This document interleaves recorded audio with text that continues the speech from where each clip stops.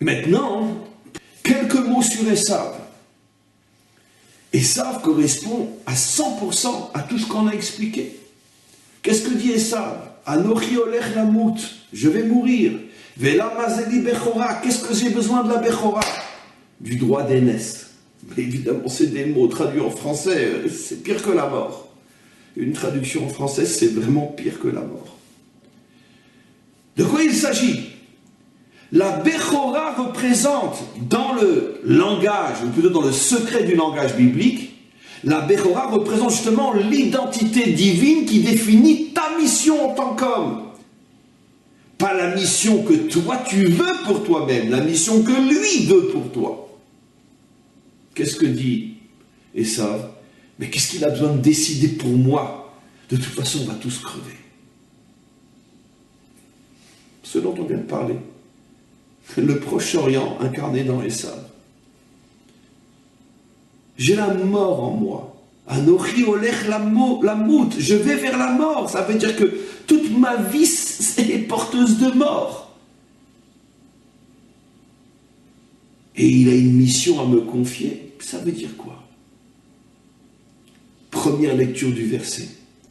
Mais les maîtres d'Israël expliquent le même verset d'une manière tellement plus profonde et tellement plus évidente, même au niveau de la traduction elle-même. Anochi olech lamut vela mazeli bechora. Comment ils lisent le verset? Parce que justement, Esav refuse le principe de bechora, parce qu'il refuse le principe d'une force qui, d'une certaine manière, s'impose à lui et lui ordonne d'être ou ne pas être, faire ou ne pas faire.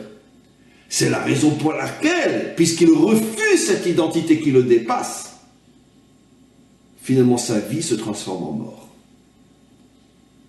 Voilà le grand secret qui est dit ici. Si tu n'acceptes pas la bechora, si tu n'acceptes pas qu'il soit lui ton moteur, à ce moment-là, sache que ta vie sera le chemin qui mène à la mort, dans le sens le plus profond du terme. On comprend pourquoi Rashi explique sur ce verset, vous le regarderez pour ceux qui sont capables ou ont envie de lire un Rashi. Rashi explique sur ce verset que l'intention d'Esav était de dire « Je ne veux pas de la bechora parce qu'elle est contraignante ». Regardez ce que dit Rashi. « J'ai envie de vivre comme je veux.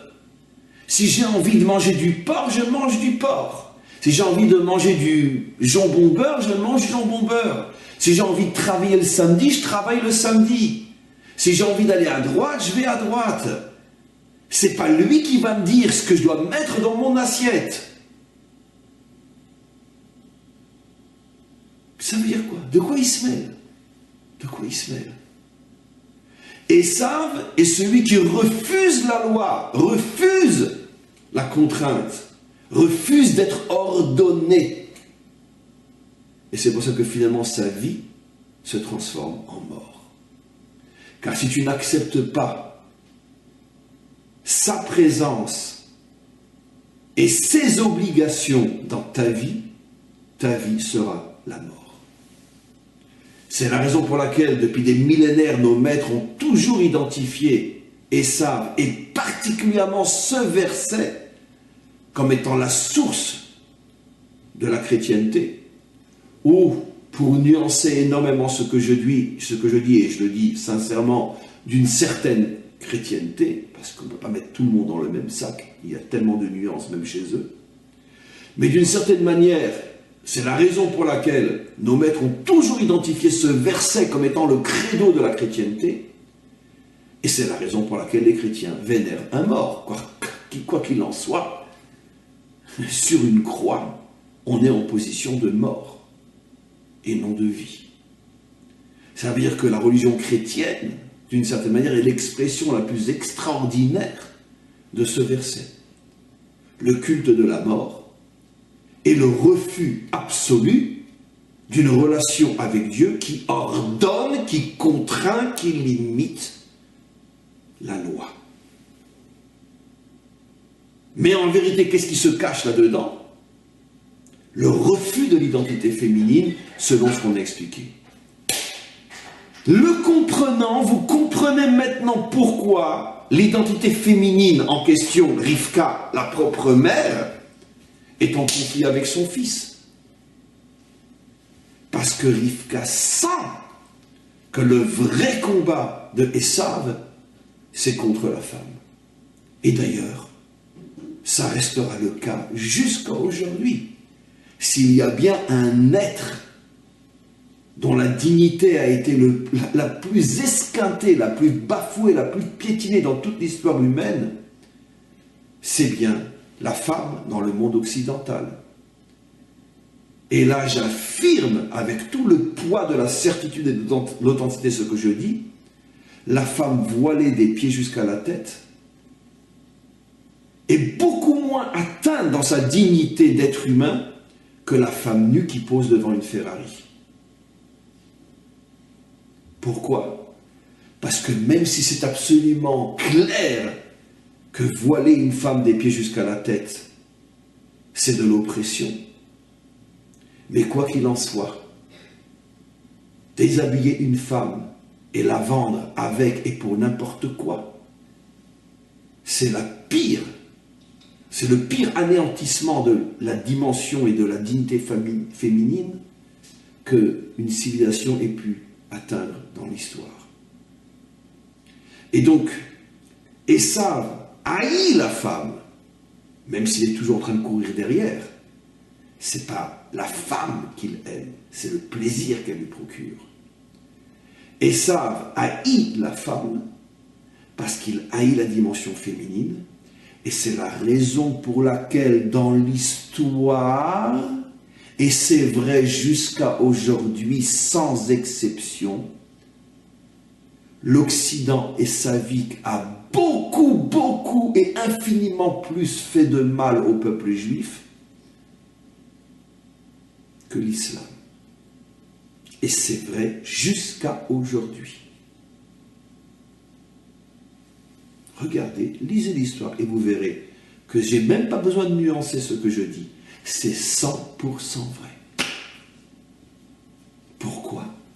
Parce que le peuple juif représentant cette identité féminine est beaucoup plus haï par Esav que par Ishmaël. D'abord, Ishmaël n'a pas de problème dans l'acceptation d'un Dieu qui ordonne. Il n'a pas de problème dans une relation avec Dieu régie par la loi. Donc c'est pour cette raison que dans son naissance, Ishmaël, malgré tout, combat moins l'identité féminine que Esav. Je dirais que Ishmaël combat l'identité féminine selon la définition qu'Israël a de l'identité féminine. Mais le concept d'identité féminine a été accepté par Ishmaël. Le concept dans le sens de tout ce que j'ai expliqué depuis une semaine, bien sûr. Mais Esav refuse l'idée même d'une conscience qui vient m'ordonner quoi être et quoi faire. Et donc c'est la raison pour laquelle le pire, on pourrait dire le pire représentant de tout ce qu'il haït le plus est le peuple juif. Puisque le peuple juif est le porteur fondamental du message anti-esavique plus que du message anti-Ishmaël. Beaucoup plus. Vous comprenez là aussi que je vous livre des clés inimaginables pour comprendre l'histoire et comprendre ce qui se passe aujourd'hui. Et même si aujourd'hui il semblerait que notre véritable conflit soit avec Ishmaël plus qu'avec Esav, j'ai déjà tellement parlé de ça que c'est pas le sujet, pas le moment. Il y a ce qu'on voit, il y a ce qu'on sait. Apparemment notre conflit est avec Ishmaël, mais qui se cache derrière et qui le pousse contre nous? Petit point de suspension pour tout celui qui a un minimum de cerveau à cet endroit et qui sait comprendre et qui sait voir qui est derrière qui en vérité. Ce qui n'enlève rien à la férocité et à la méchanceté du problème et de nos ennemis, mais qui est derrière qui. Donc, ce n'est pas le sujet quoi qu'il en soit. Je conclurai parce que, comme je l'ai annoncé, je dois conclure vite aujourd'hui. Je conclurai donc en disant que, d'abord, merci au Maître du Monde. Je pense qu'on a pu élaborer une notion très importante cette semaine. Je tiens malgré tout à préciser et à dire ce qui est absolument évident, parce que jusqu'à aujourd'hui, il y en a vraiment qui s'entêtent à faire exprès de ne pas vouloir comprendre que quand je parle des nations en général, je parle de la chrétienté en général, je parle des choses à un niveau très global, sans bien sûr tenir compte de toutes les nuances qui sont infinies, que l'on devrait, dans une étude beaucoup plus rigoureuse, apporter. C'est clair. Je prends la notion, on pourrait dire, à sa source. Et à sa source, ce que je dis est vrai sur le christianisme. Maintenant qu'une fois que cette notion descend et qu'elle s'habille dans les hommes, dans les groupes, avec les différentes sensibilités, les différentes consciences, les différentes approches, c'est évident que les choses doivent être énormément nuancées. Par exemple, comme le point de la haine d'Israël. C'est évident que pas tous les chrétiens, et loin de là, haïssent Israël. Même certains sont les meilleurs amis d'Israël. Je le sais tout ça. Mais ce changement provient, on pourrait dire, d'un changement humain, parce que les humains sont différents, parce que l'histoire évolue. Mais au départ, l'idéologie chrétienne est une idéologie qui refuse totalement la notion de féminité telle qu'on l'expliquait durant toute la semaine. Simplement que selon le réceptacle humain, les choses vont être plus ou moins dures, plus ou moins être terribles. De la même manière, ce que j'ai dit que Israël a infiniment plus souffert du monde chrétien que de l'islam, c'est vrai, sans une virgule et l'ombre d'une virgule de nuance, mais là où je dois apporter la nuance, c'est que ce n'est pas vrai au niveau des groupes et des personnes en particulier. Quantité de prêtres et d'églises ont sauvé des juifs pendant la dernière guerre. Je crois déjà avoir dit que ma propre mère a été sauvée dans un couvent en France.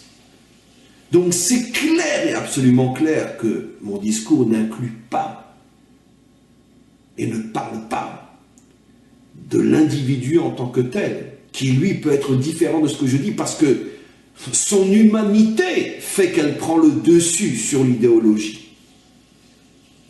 Heureusement pour le monde. Mais l'idéologie en tant que telle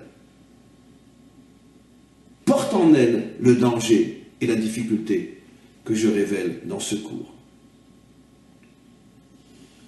Ce qui fait que même si, au niveau du réceptacle, cette idéologie arrive et rentre dans un humain qui est extraordinaire et qui, lui, au lieu de dénoncer des juifs, les sauvera dans sa propre église, c'est parce que lui est un homme extraordinaire. Mais l'idéologie qui est en lui porte quelque chose de très dangereux malgré tout. Et tôt ou tard, si ce n'est pas chez lui, ce sera chez quelqu'un d'autre, mais ça ressortira. Parce que l'idéologie n'est pas guérie de ce qu'elle porte de négatif en elle. On va arrêter le cours pour aujourd'hui sur une bonne parole, et on se retrouve que mercredi prochain. La bonne parole sera que, après une semaine de cours comme cela, il est très important que chacun d'entre nous comprenne, toute personne qui veut rentrer dans l'identité adamique, comprenne qu'il est absolument impossible de concevoir une relation avec Dieu que dans le sens du, comme je l'ai dit d'ailleurs il y a quelques semaines, dans un autre esprit, comme le sauveur, comme l'aide, comme le bon, comme le gentil, comme le... Non. Il est aussi, surtout et avant tout, celui qui m'a créé parce qu'il attend quelque chose de moi, pas uniquement comme receveur, mais comme faiseur, pas uniquement comme receveur, mais comme réalisateur. Il attend quelque chose de moi. Et aussi et surtout, il a le droit de s'initier dans mon existence et de m'imposer ses choix à lui, même si ils sont contre les miens, ou plutôt contre ceux que ma conscience